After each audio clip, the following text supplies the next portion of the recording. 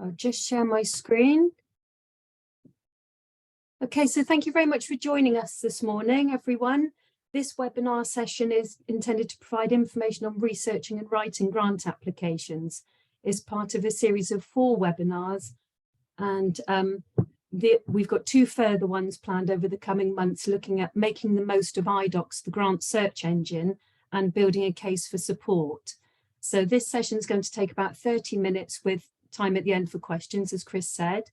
We're going to be looking over different types of grant funding, how to research grant funders, how to write a strong application, making a case for support, monitoring and reporting, building relationships, along with common reasons why applications fail and top reasons why applications succeed, and what further help is available to you through CAN.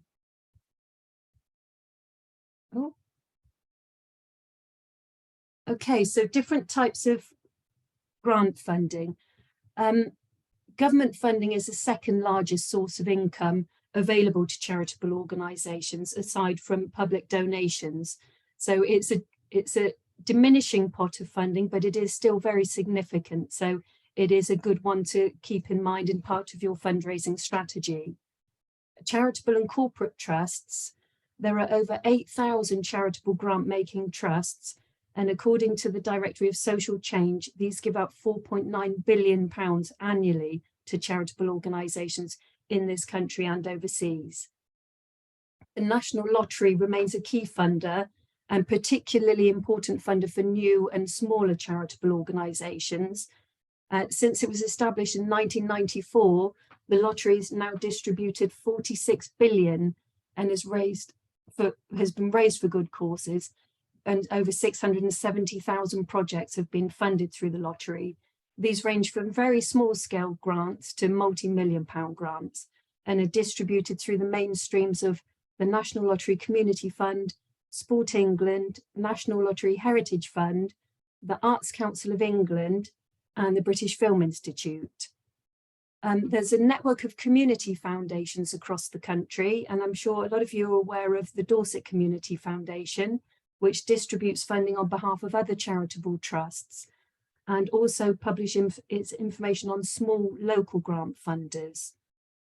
There's a wide range of very small charitable family-based trusts based in Dorset, and the Dorset Community Foundation is an important link with those, and they hold information on those on their website. So there are other Dorset-based charitable trusts, people like the Alice Ellen Cooper Dean Trust, Valentine Charitable Trust, Talbot Village Trust, and Hall and Woodhouse, to name just a few. So researching grant funders. We're very lucky in the BCP area and Dorset Council area that those 2 councils subscribe to the iDocs Open for Community website. This is a really important resource and a really helpful way to get information on a wide range of funders. So you can sign up for free for iDocs if you're a small or medium-sized charity or enterprise with a turnover of under 1 million. So there is a link to this on the slides that you'll receive, and also on our fundraising toolkit section of the website, which I'll talk more about later. And we are going to be having, the next session is going to be looking at the Open for Community website in more detail and helping you to navigate your way through there, because there is a lot of information on there, and there's ways of kind of helping your time become more efficient researching funders. So another good way of researching funders is 360 Degree website.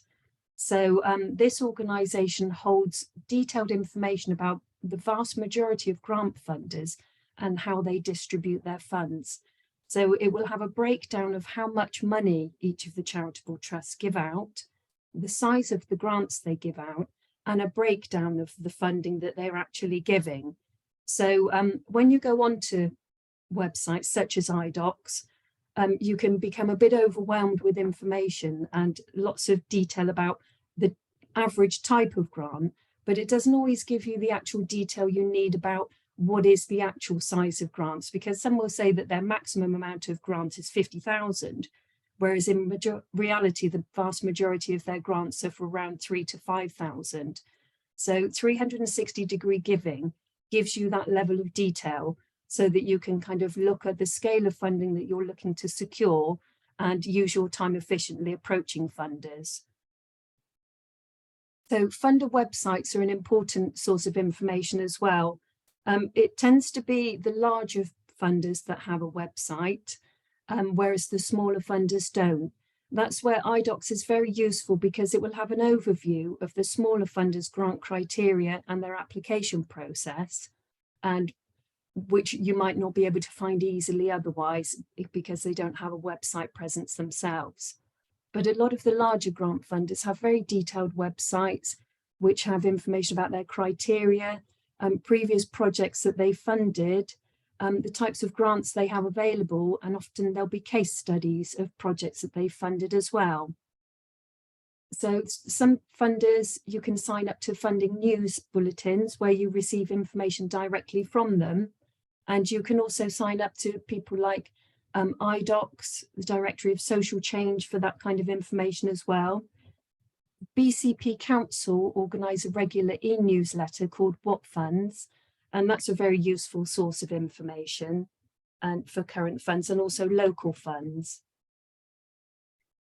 Annual reports is a very useful source of information for funders, and again you can find out information on the kind of projects they're supporting, case studies, and what their priorities are. Funders often have a particular strategy that they're working to over a period of time, and annual reports can be a good way to track that and look at if they're shifting the parameters of their strategy as well. Some funders will offer the opportunity for you to make inquiries and have a pre-application discussion with them.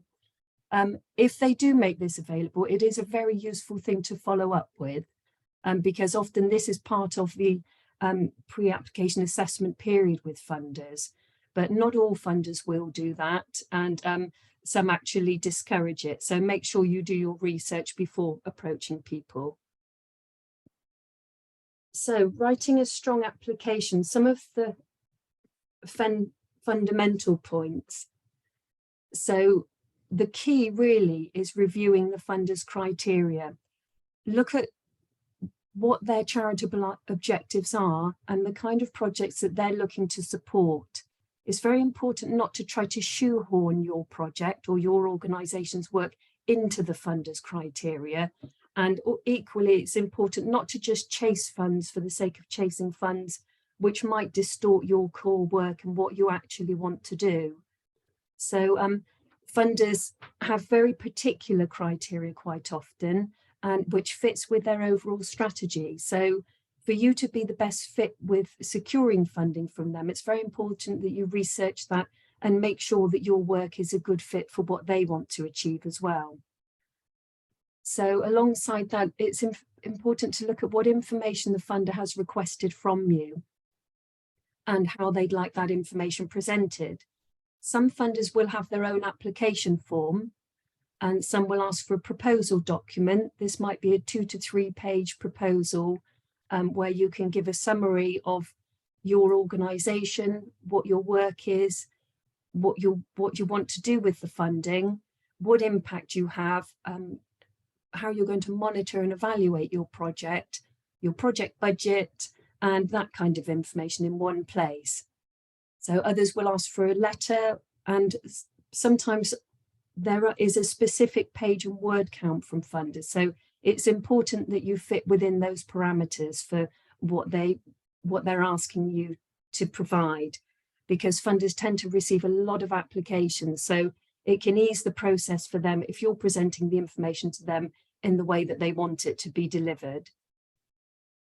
So looking at their deadlines for submission is important, and making sure that it fits with your time frame for the work you want to deliver as well. And it sounds very obvious, but answer the questions that they are asking. Sometimes it's easy to kind of get drawn into what information you want to provide to them, and providing a lot more information than they need, or focusing on a particular aspect of your work.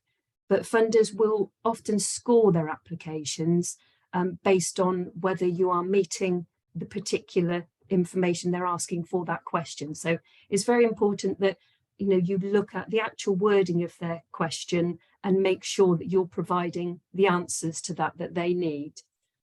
And it's important to use their terminology and look at their criteria. So speaking the funder's language. So it's very explicit then that you are helping to meet their objectives and that you're on the same page in terms of their understanding and the work that you all want to deliver. It's important as well not to waffle. People are very passionate about their cause and want to provide as much information as they can. But it's important to just kind of make sure that you're getting your information across in a concise way and that you're giving them all of the detail and information they need without all the extra details.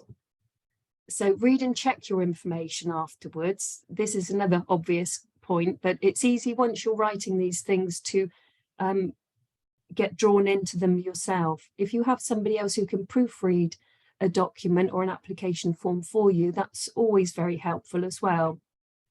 And please make sure that your budget tallies and matches the description. So where you're asked what you're going to actually do with the grants, and then when it comes to your budget table, make sure that what you actually say you want to do corresponds with the costings that you've included.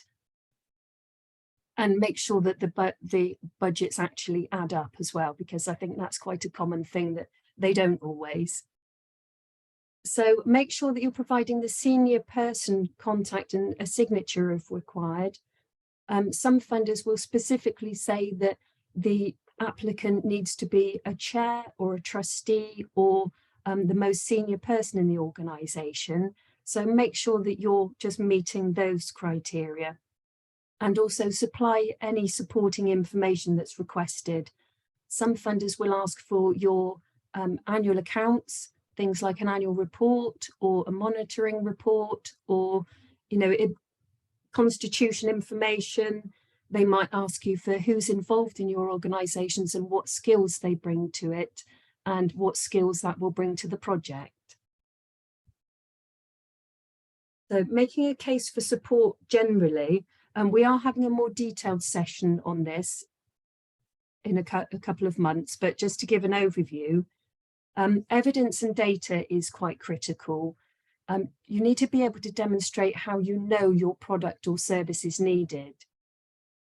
And alongside that, it's important to show that you've done your research and consultation to express who your beneficiaries are, what their needs are, and how you know what their needs are. Funders will want to see how you've engaged your beneficiaries. A lot of them, particularly the lottery, the first question they will ask is, how do you know your community or beneficiaries need this work and need this project? So they want to see that you've actually engaged people with the planning, with your organisation, running and management, that you listen to people's feedback and that you undertake things like surveys, focus group meetings or peer group meetings or whatever is appropriate for your organisation. But they want to know that you have organised and specific ways where you ask for the feedback from the people you're working with and that their views inform what you're doing. So it's important to plan your project or service and be clear about what you want to do and why, and what the time frame is for that, and how you plan to manage that going forward. Funders like to see that you have a good track record. They want to see your experience and impact and why you're the most appropriate organisation to deliver this piece of work. You might find particularly national funders will be looking at projects across the country and often from similar organisations doing similar pieces of work. And also in the regional area or local area, there might be some overlap there. So it's important that you can distinguish why you're the most appropriate person to be doing that work, whether you are working in partnerships, if you're the lead partner, and so to just express that. Budget and fundraising target, as I've already said, it's important that you can define clear costs for your your budget for your piece of work or your organisation and your fundraising target. So if you're applying to a funder for a proportion towards the budget that you need, then you can have a table alongside that, or information if it's requested on their application form, to show what other funds you've already raised and where you plan to get the remaining funding for.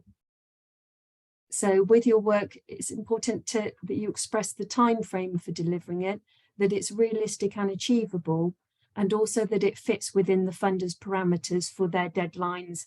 And so if a funder says you have 12 months to deliver your project, then it's important that you can clearly say that your project will be delivered clearly within the 12 months. So don't assume, this seems a straightforward, obvious point, but you know, it's sometimes people get very passionate, involved in their own work, and assume that funders will look for information beyond what you've provided in the application form. They may well do that if you get beyond the initial sift for successful applications, but it's important that you express everything you want to upfront about what your organisation is, and that you give the information to the funder that they need. So communicate with them, as again, be explicit about what you want to do and how your work will help your community and your beneficiaries. Monitoring and reporting, this is obviously what happens after you receive the funding, but it's an important thing to consider as part of your developing your funding applications, and funders will often ask for this information as part of a bid. So in terms of reporting, the majority of funders will request or expect an end of grant report, and some will give guidance in their grant information or require a form about this, and some will have an online survey. So it's important that you check this level of detail at the application process, and then you can build this into your project planning as you go forward. And also you can add additional budget for it if needed. The lottery in particular is very happy for you to include elements like reporting, evaluation, monitoring costs within your application to them. And they would much rather see you include that as a specific cost than not be able to fully fund that work and deliver that piece of work. So in terms of your organisation, it's important that you capture key data from the funded work that you can then use in your annual reports, your news, your impact reporting, and that can then go on to support future funding bids. Important to look at things like outputs, which are the goods, products and services that you're going to deliver, and the outcomes, so the changes that come about as a result of your work. Funders also like to see indicators which are specific measurable pieces of information that you can track and you can use to show and demonstrate the difference that your work is making. This can be a combination of quantitative and qualitative data, so numbers, feedbacks, looking at things like outcome stars, which is a useful tool for recording personal development. So building relationships is key with fundraising. Often funders will happily fund the same project over multiple years, and they like to develop a long-term relationship with organisations as well. So it's important that you look at it in those terms rather than just as a one-off application to them. So I put a link on the slide here for the Code of Fundraising Practice, which is a really useful place to look at, and it's a very good ethical guide for fundraising. But the key points really are to tailor your approach for different funders and audience. Don't just take a broad brush approach and send out the same information to everybody. Obviously, you can reuse a lot of the same critical information, but it is important that you tailor things as well, and to individual funders and what their criteria is. So maintain communication with your funders. So send them information, reports, your annual report, as well as the monitoring and information that they ask for. So promote the support you've received through funders on social media, websites, newsletters, and in the press. And if they ask you to use your logo, it is very important that you do that, because funders also need to demonstrate how their funds are being spent, and it's a very useful thing to do, to be able to share the support that you've had, and it helps to build that relationship. So if it's appropriate, you can invite your funders and supporters to any events or activities that you have planned as well. Obviously, if it's a national funding organisation, they may not have the capacity to attend that, but if you have a launch event or something like that, then funders do like to be invited. So looking at common reasons why applications fail, the key one is really that the project or application didn't match the funder's criteria or their charitable objectives. So this is why research right at the start of the process is critical. Another one is that the application was missing key information. I know from speaking to Kirsty Main, the local lottery contact, she shared with me that the main reason why the majority of awards for all applications were turned down initially or went back was that a key piece of information was missing. And because they received so many applications, then applications can just get dropped off at that point. So the amount requested isn't appropriate as well, is also a key point. So this is where it comes back to research again, looking at, as I said, some funders will say what their maximum grant amount is, but you need to be making sure that you're pitching for the right amount that is their general grant that they give out. So it's no good asking, if a funder says that they give out around 5,000, it's no good asking them for 10. But also some funders will say that the amount they want to give is discretionary. So in that case, it's good for you to give your whole budget, and then they will come back to you and let you know how much they want to contribute. So the time frame falling outside of the funder's timescale or the deadline missed is a key reason why applications fail as well. So it's important to take into account the timing of decision by a funder. The majority of charitable trusts will take a minimum of 3 months to come back to you for a decision. A lot of them work on a quarterly basis and will just have funding panel or trustee meetings on a quarterly basis. So they will then discuss the project at that time. So you might get 3 to 4 months waiting until an organisation comes back to you. And the majority of funders won't fund work that has already started. So it's important that you factor that into your time frame.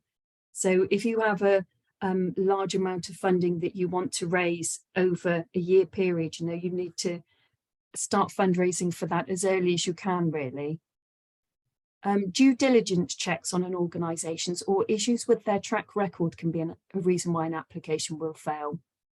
So charitable trusts will often look at things like the Charity Commission, look at your submission of your annual accounts track record, and they will do additional research there and look at your organisation as well, and they'll check out things like your Facebook page and your website. So it's important that you keep this information as up to date as possible.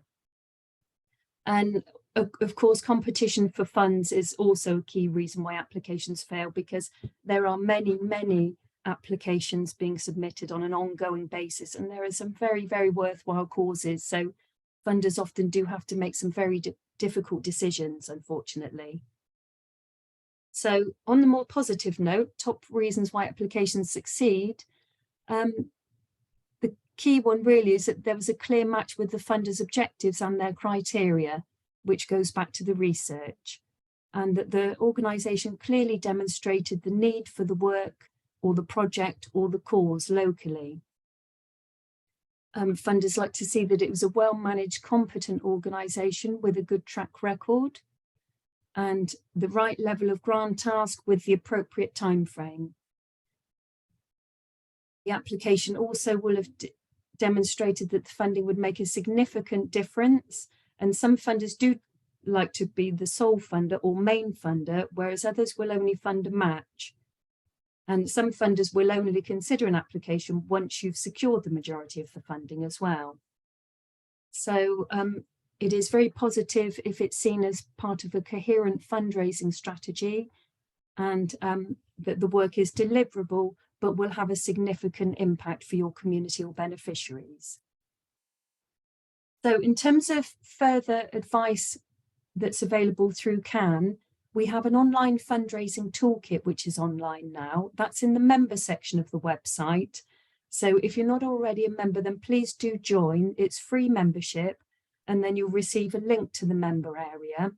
There's lots of information in there about grant funding, individual giving, gift aid, crowdfunding, how to gather evidence and data, monitoring and evaluation. So that kind of information. There's lots of links in there to best practice as well. CAN organises meet the funder sessions with different funders, people from the Lloyds Foundation to the lottery and local funders. So they can be very helpful sessions for you to actually meet some of the local funding representatives, find out about their current programmes and ask any questions that you have. We also have wider training and webinars. And as I mentioned, we've got a couple more fundraising ones planned over the coming months. And if you're based in Bournemouth, Christchurch or Poole, then one-to-one support is available for CAN members. So I can work with you to look at the income streams you have at the moment, identifying any potential sources of grant funding, developing a fundraising strategy, writing applications, and reviewing any funding bids and applications that you have.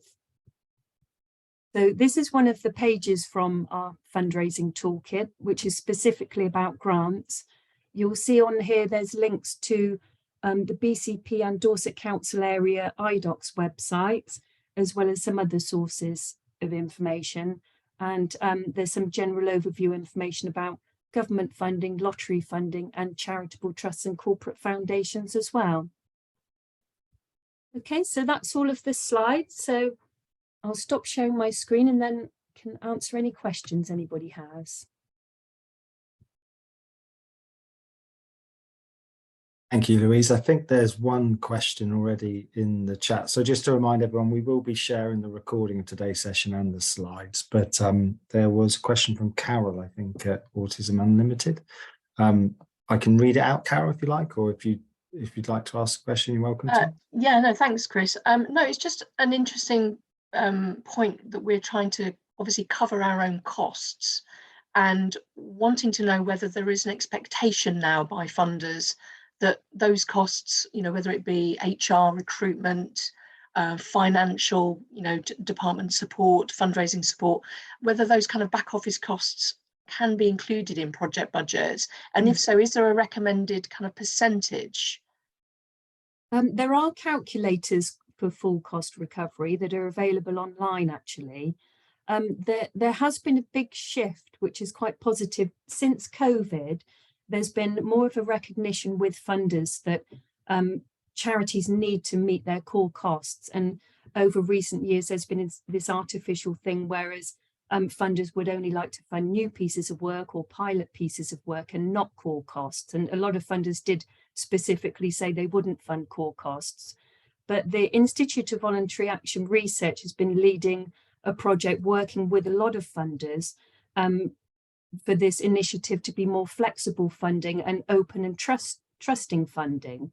So as a result of that, a lot of funders have signed up and pledged to simplify their application forms and their application process, and to also fund more core costs as well as project costs. So there is a big shift happening, actually, which I think we're going to see coming in over the next year or two. So some funders already will say they're quite open to funding core costs, and a lot of the others are moving in that direction. So, but yeah, as I said, there are calculators. If you Google full cost recovery, there's different ones that are available, and it's quite a recognised thing now. A few years ago, you know, it was something that funders said they would support, but not so much. But have a look, and if you can't find anything, then please just send me an email and I can send you through any further links. Lovely. Thanks very much, Louise. Thank you. I'm conscious I probably muted everyone at the start of the presentation, so you may be sat there wishing to ask a question, but please feel free to come on camera or mic, or raise a hand if you know how to do that. Oh, Lorraine is raising a hand. There we go. Straight out of the gates on this one. Thank you so much, because that's loads of information, which I will be Googling away happily. It just occurred to me, is there any way, like within the network, that say there's a pot of money and they're looking for, like, if I can see that some other organization that's part of the network might work really well with my organization, where we could sort of somehow connect and do, at least explore whether we could jointly apply. Because I know a lot of the funders at the moment, they really like the fact that you've got several different pieces of organizations. Hopefully that question is clear, but if I need to clarify, go for it. Yeah, no, I agree. And funders do like to see partnership work, and especially if there's similar organisations doing similar work in a local area, then to avoid duplication and strengthen all of the organisations and have the most impact on beneficiaries, then that's always going to be the best way forward. There's not really a mechanism within the network at the moment, but there is a growing piece of work through the Wellbeing Collaborative, which is bringing different organisations together and so sharing more about what organisations are doing and looking at joint working practices. So my colleague Rachel Trickey's leading on that piece of work, and Chris is involved in that as well. So I think there's going to be a lot more scope for that going forward. But yeah, I think it's a question of kind of reaching out and building partnerships yourself through your organisation alongside that network support as well, really. And if you keep an eye out for different funding pots, and you know, I've worked with different people before and they've kind of identified a fund they want to go for and thought, oh, well, it would be really helpful if I can say I'm working with this person, this person, this person as part of my application. And that's not always the best way to go about it, because obviously then if that's your starting point for contacting organisations, people are a bit like, well, where's the funding actually going and why are you suddenly interested in working with us? So it's important to kind of like develop these partnerships, you know, in a kind of genuine, organic way, rather than kind of just focus solely on an application. But yeah, it can be a very beneficial way forward, definitely. Thank you.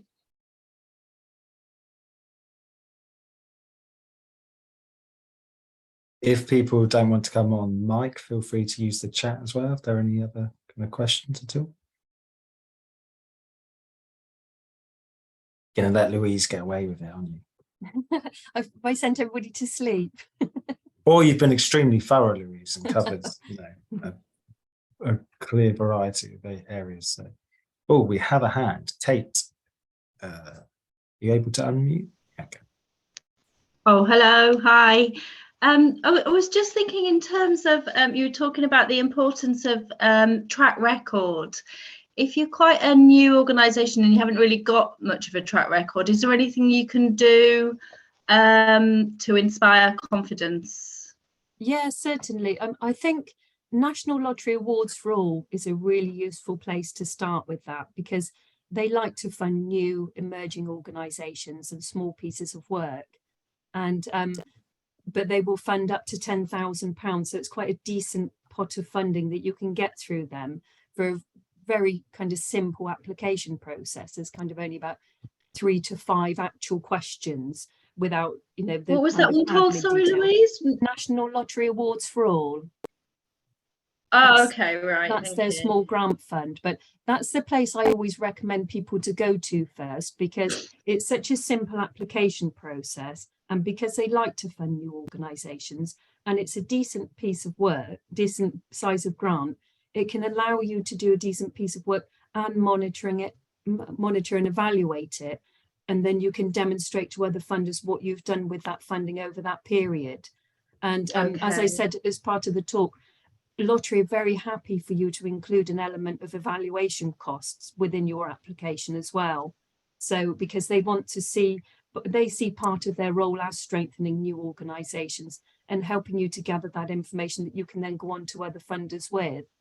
So right, yeah, and there are other small funders, and people like Dorset Community Foundation are very good as well with new organisations, and local funders, local charitable trusts, because they like to support local work. you know, they're not necessarily looking for a track record in the same kind of way as a national charitable trust will be. Mm. So there's ways of applying for smaller grants through different organisations that can help you build that going forward. Okay, lovely. Thank you. Thank you. Thank you. Can I just say as well, the BH lottery that the BCP run, I think they're quite a good one as well, Louise, for Yes. Yeah, because absolutely. that's a local, they're a local provider. So I know that's closed now. It's closed but I'm not sure when they have when the next round is. But I would say that they're quite a good one as well for smaller. Yes, definitely. Yeah. And Thank you. less well established as well. Yeah, thank you for mentioning that. There is a link on the fundraising toolkit to the BH lottery as well. So Right.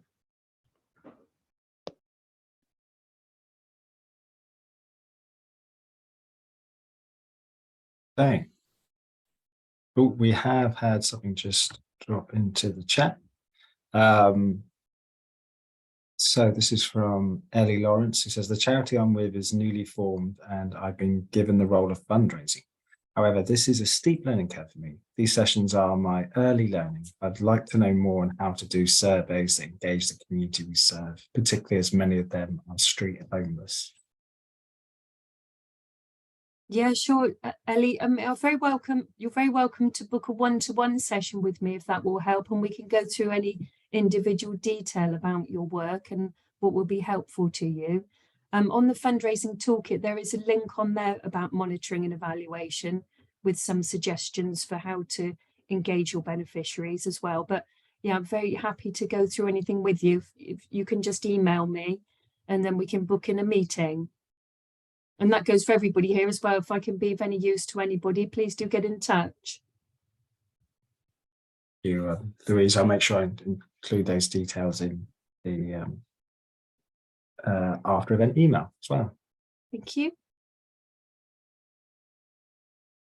Well, as we wait maybe for new questions to formulate, if it's all right, Louise, if I could share the link to the feedback form for today's session. We often find that by the time you've left the session and go back to the real world and start cracking on with your very important jobs, that sometimes you don't have opportunity necessarily to just give a little bit of feedback on what was useful and where we can maybe develop things for future sessions.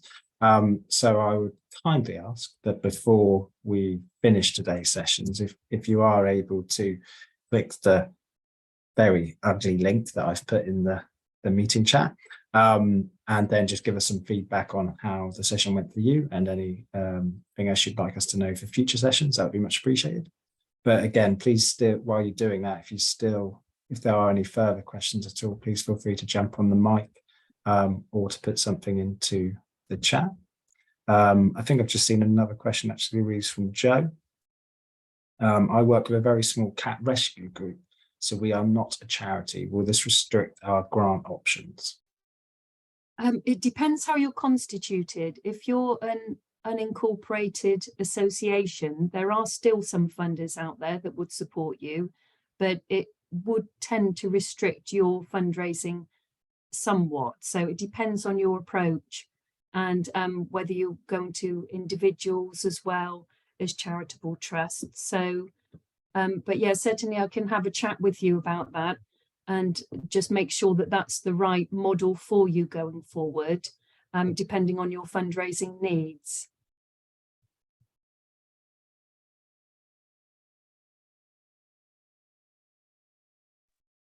Thank you. Welcome.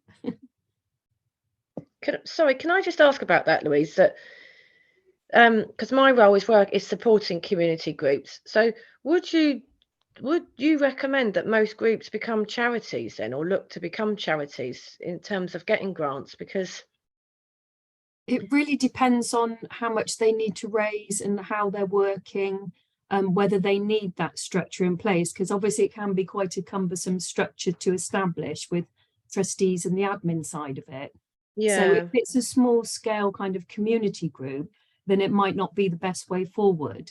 But it depends how much money they need to raise and how they actually work. Yeah, but do you think that's like in the future? Do you think that grants are going to sort of dry up then for small groups or? Not necessarily, because a lot of, some of the funders and charitable trusts will happily fund the smaller unincorporated groups, but Yeah, but the 'cause some larger of them only larger want like sort of £500 or something. It's quite well, small yeah, amount. So that's right. And if it is on that scale, then there are funders out there that will continue to support them. But it's right, just yeah, if they've kind of got bigger fundraising needs, or they've got a larger project that they're working towards, or building something like that, then it might be something that they need to consider. But if it's right, a kind of small entity that's going to stay like that and just needs some funds to keep operating, there's options out there. And, right. Okay, the that's lottery will reassuring. always fund that kind of group, and local funders will tend to as well. So, Yeah, yeah, it's not necessarily appropriate for everybody, but it just depends on the scale of the organisation and what funds they need to raise, really. right. Okay, then that's good because otherwise I'll have to get trained up on how to convert everyone to a charity. Yeah, Which yeah, would no, then, don't rush to do that if they don't yeah, need it. right. Okay, thank you. And then I see Lorraine, you got your hand up. Yeah, I just wanted to take advantage of the sort of hive mind as well as Louisa's expertise. Is something that we would like to do is we'd like to do like a road trip, bringing our message all around both the county and then expanding it nationally. And I feel like we want to get a sponsored wheelchair accessible motorhome. But I wondered if anybody here today or anybody watching this recording afterwards, if you've managed to sweet talk a vehicle company or a car hire place to sponsor, I don't know, a camper van or something, to do stuff where they sort of they give you the use of the vehicle and possibly even cheekily agree to pay up for fuel costs. Is that something anybody here has experience of or knowledge of? Perspective, I would think that will be a hard thing to secure, to be honest with you, especially with things like a motorhome, because they're such, valuable vehicles anyway. And as soon as they're driven off the forecourt or whatever, they go down in value. The majority of funders don't like to fund vehicles actually, because of depreciation costs and complications with it. But some funders will, some will specifically say they will fund costs, things like minibuses or transport. But I think that it needs to be a clear delineation that it's about the project rather than just for giving to an individual for personal use. So I think, Yeah. It needs to be kind of thought presented. Yeah. But no, I've myself in a previous role, I've managed to secure funding through car companies before, but it wasn't an easy process, and they want a lot of, marketing and promotion in return for the support they give. So, but I mean, it's something that does happen out there. So it's just making sure that the message you're presenting is the one that they want to present, and that the values of your organisation fit with the values of their organisation. And there is a section on the fundraising toolkit actually about corporate support and some guidance information. So have a look on there. But I don't know if anyone else had anything to add to that. No, that's okay. Thank you very much for that. I will be looking at the toolkit, I think. Come off this call and go straight onto there. I was going to say as well, the Citizens Advice Bureau have got that vehicle that they take round. I don't know if that's been converted to be wheelchair accessible. I haven't actually seen it myself, but I was just wondering if you would imagine that it would be wheelchair accessible, but I don't know. I don't know if anyone's seen their vehicle that they use. It's like they have their road show, don't they? They take it out to different locations now. Thank you for mentioning that, and I've just spotted that Marie from Dorset Mine mentioned there's a bus company that might be worth approaching locally. So thank you for that, wherever you are. I can't see you on my screen in a minute. But yeah, I wasn't aware of that citizens advice thing because I'm relatively new to the area. So but I don't know what the vehicle looks like. And then I'm also thinking, there's that the breast screening the vehicle that they have at the Little Down. I don't know whether that's wheelchair accessible as well. Have you seen that at you know, where the sort of the 3D football pitches are between there and the building? They've got where you can go for breast screening, and it's a huge vehicle, and I would imagine that would be accessible as well. So I don't know how Yeah. they would have come about that. Ironically, most mobile breast screening units aren't wheelchair accessible. They're not. Oh, right, okay. But Right. I'll have a look. So did you say Little Down? At the Little Down, yeah. Okay. Thank Yeah. you. That's leads I can follow up. Thank you. Yeah, I'm okay. going to shut up now. Same here. Can I just ask a question, not related to that, but is kind of related to networking and things, will you be sharing the attendance list and the organisations that those people are from? Only, you know, as Lorraine Stanley mentioned, that kind of networking and possible working together, etc. Because I can see names, but I can't, and I can see that it doesn't show which organisation I come from or a lot of other people. So I just wondered if that was at all possible.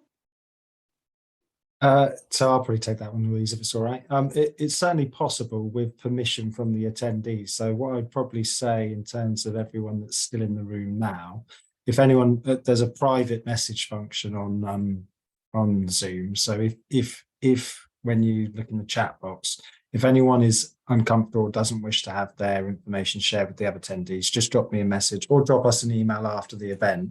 But if everyone is comfortable, then I'm happy to share everyone who is attended the session today. We obviously had I think we had about 15 people signed up who didn't attend in the end, who will also be sent the recording. So we won't be able to share their details because they haven't given permission, but we can certainly look at adding it to the sign up form in future. We have done it before for certain sessions like our roadshow when we went across Dorset, and that was about networking and sharing kind of information. But it's not a default because of the, you know, having to ask permissions of everybody. It's not a default we put on every session, but we can certainly look at it for the sign up forms in future, if that's okay. But yeah, I see that people are chucking some details in the chat as well. So again, feel free to share your information there. But if no one has an objection, or by the time, you know, this afternoon or early tomorrow morning when the after event email comes out, I'll include the attendees from the session and their organisations as well. Is that okay? Yeah, that's great. Thank you. No problem.